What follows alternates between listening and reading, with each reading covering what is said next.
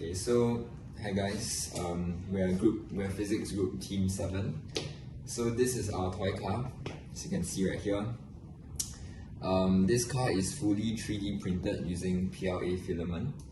So for this car, we chose, for our energy source, we actually chose to use the rubber bands. And why we chose to use this is because firstly, it is easy to increase energy in the system by simply rotating the axle more. Because tension will increase.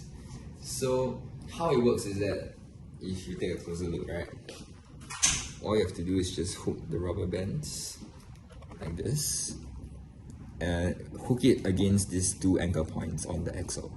And then if you come to the table right here, so to control how many times you want to rotate the rubber bands, we just simply pull the car backwards, and we can easily control the number of rotations we want, which in turn lead to controlling the amount of displacement we want. So the other end of the rubber band is attached to the body of the car. So in a way, it is an anchor point, it doesn't move. So only the rubber band is moving when it is attached to the axle. Moving on to the wheels, we decided to add rubber bands attached to each of the wheels. This is to increase the friction between the wheels and the ground. So for the load carrier of the car, we decided to place it on top of the car so that it will not interfere with our rubber band system.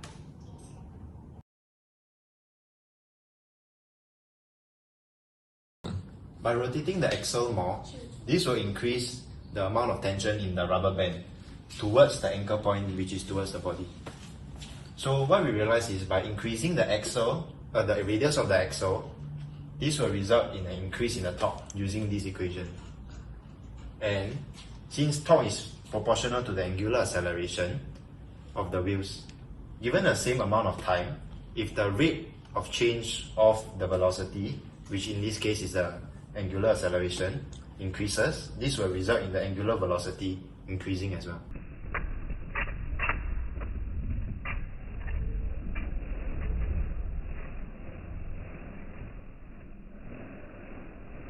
So one problem our team faced was that our wheels were slipping because of the angular displacement is larger than the displacement of the center of mass of the wheel with respect to the ground.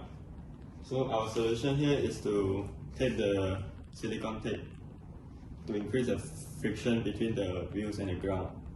So you may wonder why increasing the friction between the wheel and the ground can avoid slipping.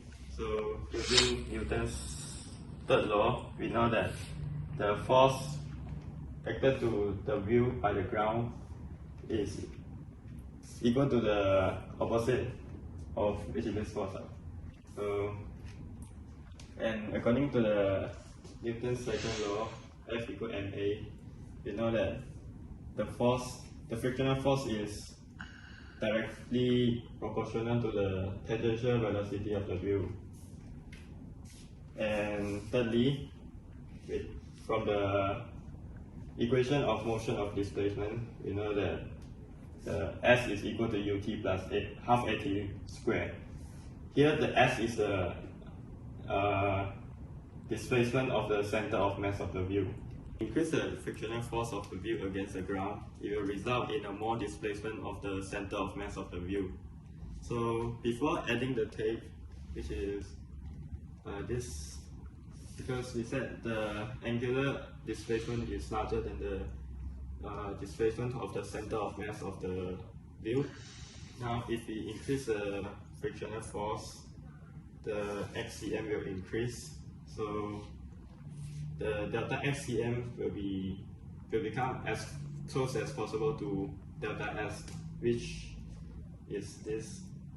And because of this, we know that the wheel will roll without slipping. So our vehicle can travel in a larger displacement.